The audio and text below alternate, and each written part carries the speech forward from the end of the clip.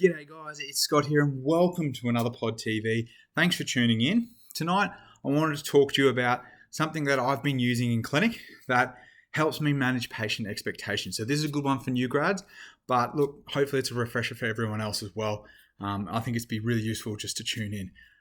But before I give you my secret tip, let me just remind you guys to jump across and like the Bridge the Gap page. So this is the group.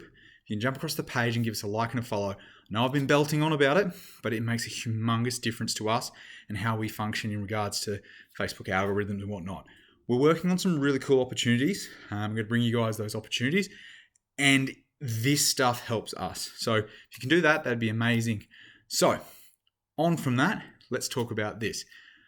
How do you manage or better manage patient expectations? How many times have you had a patient who've walked out and you've done a survey or whatnot, or they've cancelled? And you're just like, why did that patient cancel? I really felt like I hit all the money with them. Or even they come back and they go, oh, you didn't really deal with what I wanted to do. I told you this and I told you that, blah, blah, blah.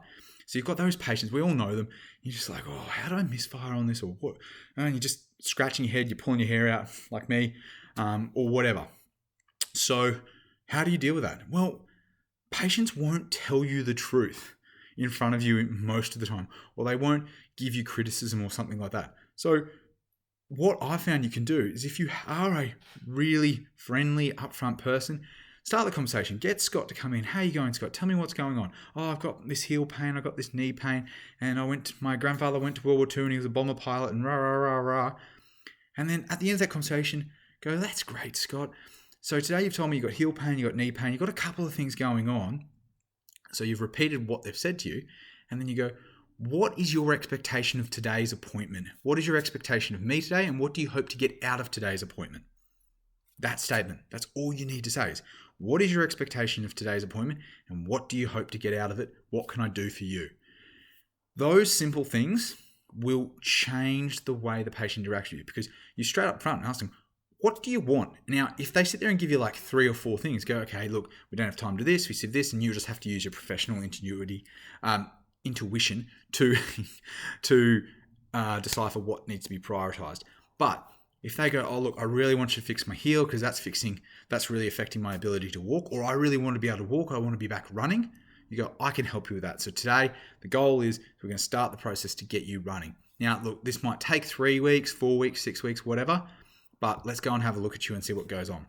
So all you have simply done is you've straight up asked the client or patient, what do you want from me today? What is your expectation of today's appointment? Don't just ask me what I can do for you. That's a really different question. I know I said that before. You have to actually ask them, what is your expectation today? Because answers like, I want to be fixed. You're like, I can't fix you today. There's no silver bullet, but I can give you a timeline of 4 weeks that will get you repaired. Really, really important. Now, that's all great and it will go through and the appointment will be amazing because you'll be targeting the things they want and you can keep asking them the question. But the most important part is to follow up at the end. Just like what you do in business or any other thing that you do, you'd set like a metric or a target and then you'd follow up to make sure you did it.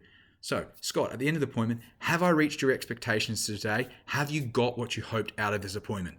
Do you know what you'll hear in these appointments at the end of it? People go, you've given me way more than I expected. It's been incredible. It's been a great experience. Great, that's fantastic. So 1, they're in a really positive nature about getting better. 2, you've met their expectations. So they're saying this person is going to help me. This podiatrist is really going to help me. And 2, you're going to get a higher compliance rate and rebooking rate and things like that. So make it easy. Don't set yourself up to fail and set the expectation. Hey, patient in front of me, what do you expect from today's appointment? What can I do for you and give you to take away from this appointment that you'll be happy with? Whatever you want to say, but then follow up. Have I accomplished that? Have I done that?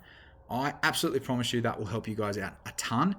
It's working brilliantly for me. So please give it a go this week and see what you think. I'm sure lots of people still are already doing it. Kudos to you guys. But let's start all doing it because you will find podiatry will be better for everyone if we do. All right. Catch you guys next time. And once again, please do me a favor, jump across to Pod TV and just give us that like and follow. It's free, it's easy, and it makes a big difference to the community in the future. See you then.